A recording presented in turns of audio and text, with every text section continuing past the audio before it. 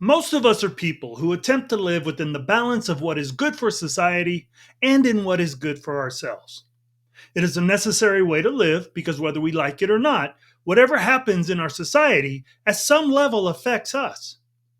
Now, we all know this to be true by how absolutely insane much of our culture has become because of the influence of what race baiters, liberal feminists, and social justice warriors have created in their claims of societal wrongs. The interesting thing about this, though, is that the majority of us are not racist, homophobic, misogynists, and do not contribute to any of these issues by how we live our lives. Yet these activists always seem to claim that these issues do exist within the majority, and because of that, believe that forced change must be enacted upon us.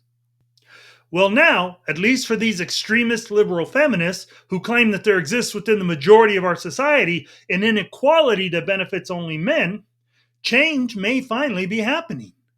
Because after all the years that the modern feminist movement has been emasculating men due to their beliefs that they are not treated equally with men, the time may be at hand for them to prove that complete equality with men is indeed what they want, as they may soon be required to sign up for the military selective services just like men. So, as a country that has never before expected women to be required to serve in the military, what is it that has now caused this change in thinking?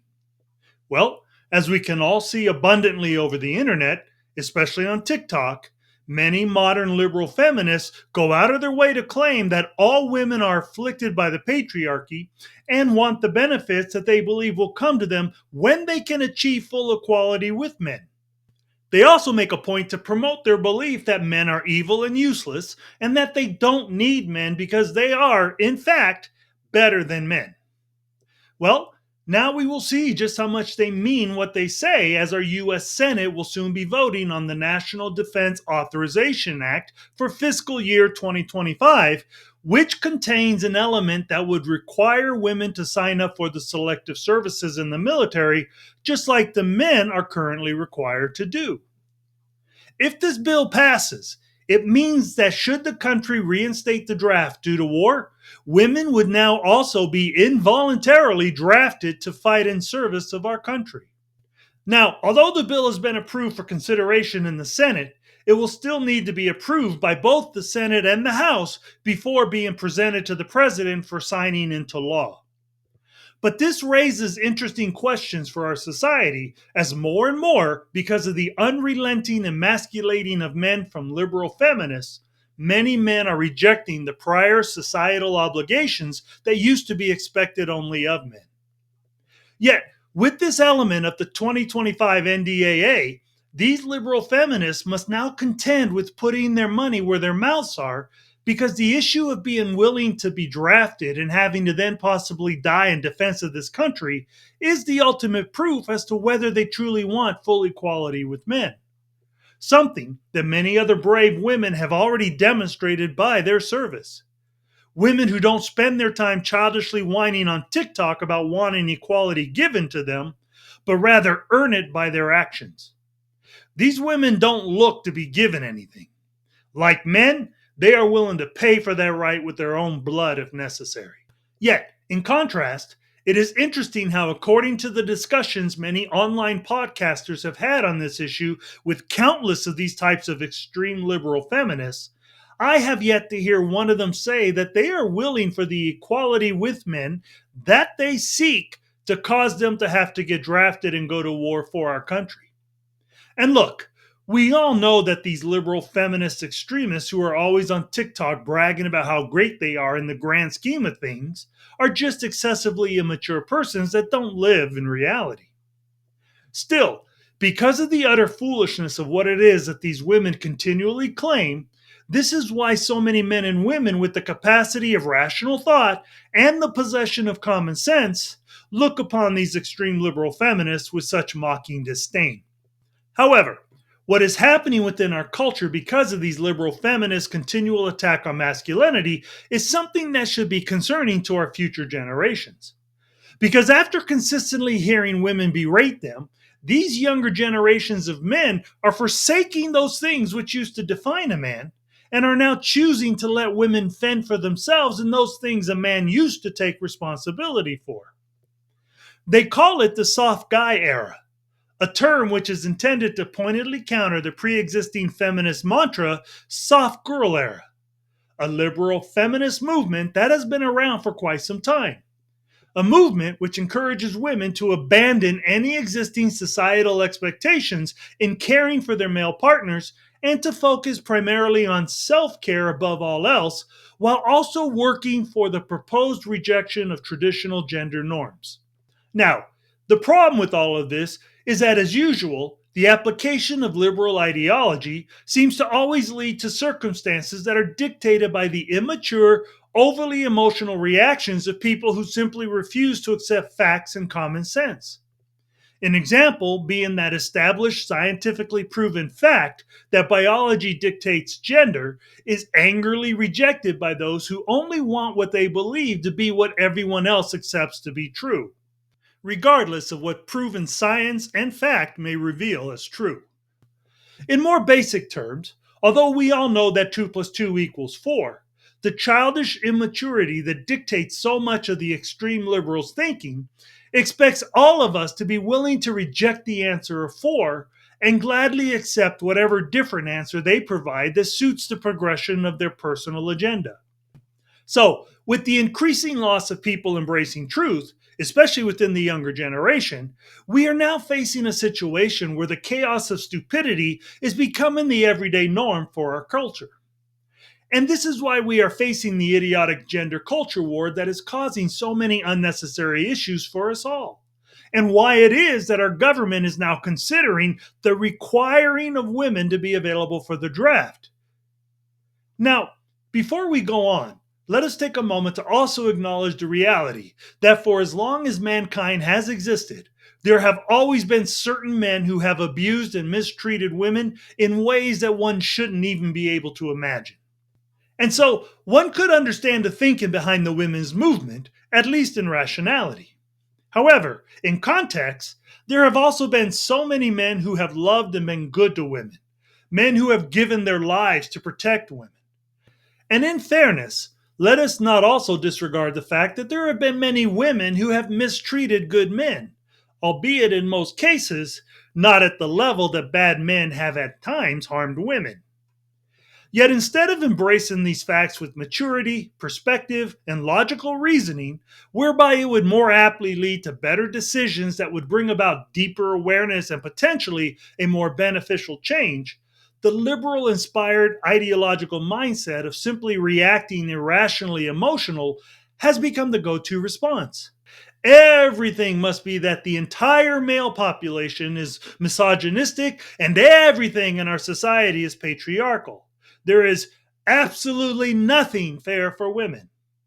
And this is what is driving the results of the gender culture war to create the greater divide we are beginning to see between men and women. A divide that is causing more problems than solutions. Because it is becoming more and more evident that these immature reactions to one another from both men and women are only destroying many things that should be valued. For example, women are putting aside the concept of deeper connections and relationships for the pursuit of career and fun. More and more, you can see countless young women in their 20s on the internet bragging about how they have quote unquote high body counts or the number of men that they have slept with. Again, these are women that are only in their 20s. Does body count matter, or are you asking me my body count? Both. Oh, God. Okay.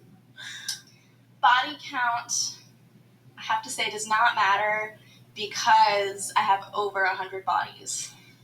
Okay. So, yeah. 20 years old, right? Yes. Over 100 bodies. Do you know exactly how much it is? No idea. Now, as we can also see abundantly on the internet, many of these same type of women, once they hit their 30s, begin to inundate TikTok with videos of themselves crying because no man wants to be with them, even though they had to know that few men want to marry a woman who has been with many sexual partners. Man, I feel lied to by the culture. But I'm gonna take full responsibility there, man. I fell for it. I fell for the boss, I could do everything by myself. That hyper independent, and I'm 31 now. and I still don't have kids. I still don't have a family. I was focused on trying to get after the bag and all this. Yo, what? I'm in a place now in my life where I'm reevaluating everything. My values, my perspectives, what I really want in the future. And what I really want is a family.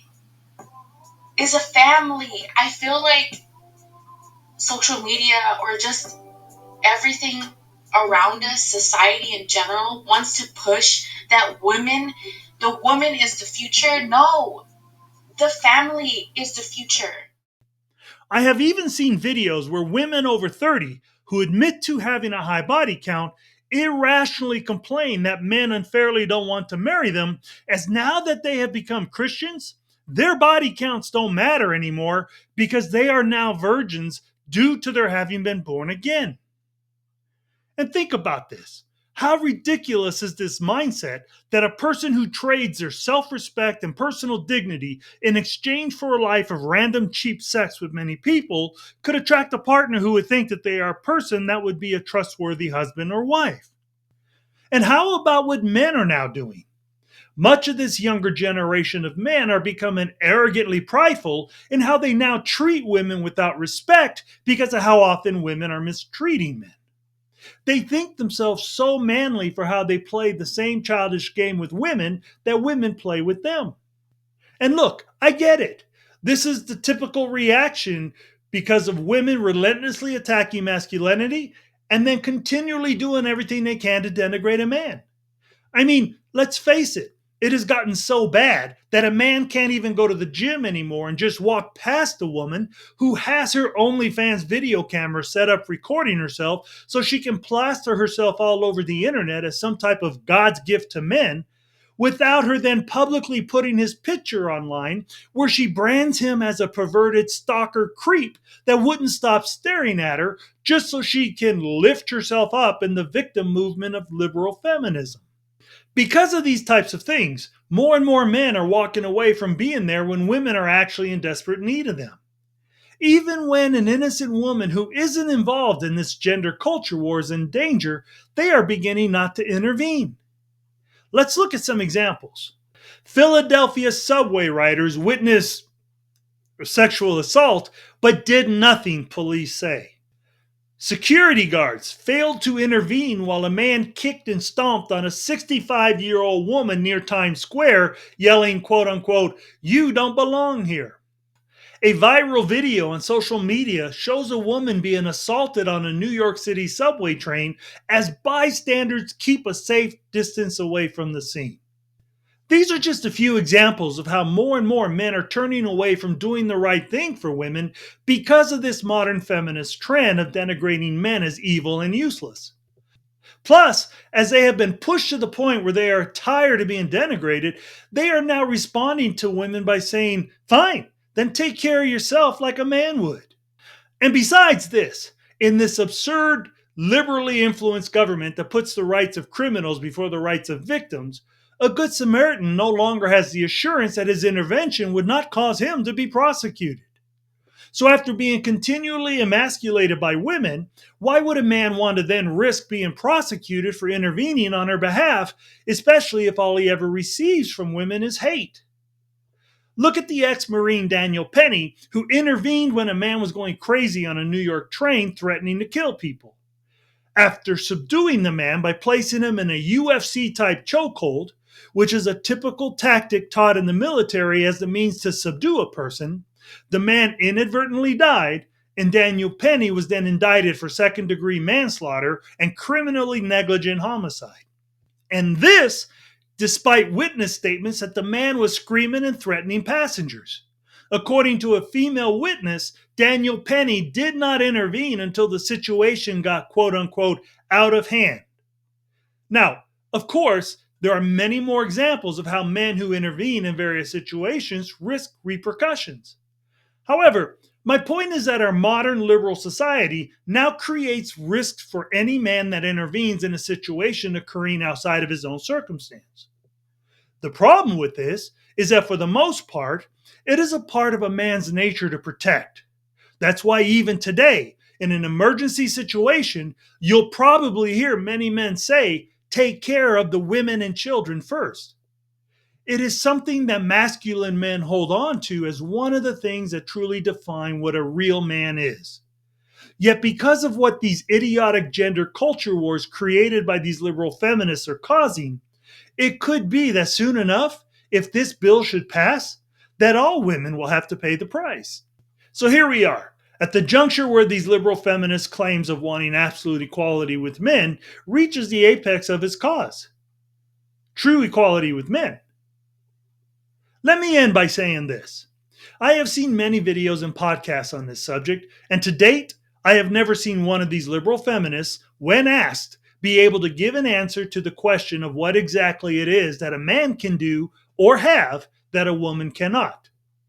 As with most men, I would hate to see all those innocent young women out there who aren't about denigrating men or attempting to further the cause of this supposed oppression of women have to pay the price for what these liberal feminist extremists are causing. However, because of how men cannot win with these feminists, the reality is that only rational women who fight against it will be able to win this culture war and hopefully restore the balance of rational perspective. As I've mentioned earlier, we already have brave women in our military who fight, bleed, and even die for our country. And if any woman deserves the benefit of this proclaimed equality, it is them. And that because these liberal extreme feminists only talk the talk, while these brave women who already proved their merit by service, they walk the walk. Now, I doubt that this element of the National Defense Authorization Act for fiscal year 2025 will pass. But I assure you that if the day ever came that these liberal feminists ever had to stand up and be counted in service like men have to, that they would quickly change their tune. So feel free to leave your thoughts in the comments, and be sure to share this video and to punch that like button if you agree. Also, don't forget to hit that notification bell so you'll be notified whenever a new video is posted. Also, thank you very much if you already have. But if you haven't, would you hit that subscribe button, as that would be a great help to me, and I can't tell you just how much I would appreciate your support. So hey, as always, I'd just like to say God bless you, and thanks so much for taking the time to listen. Until next time,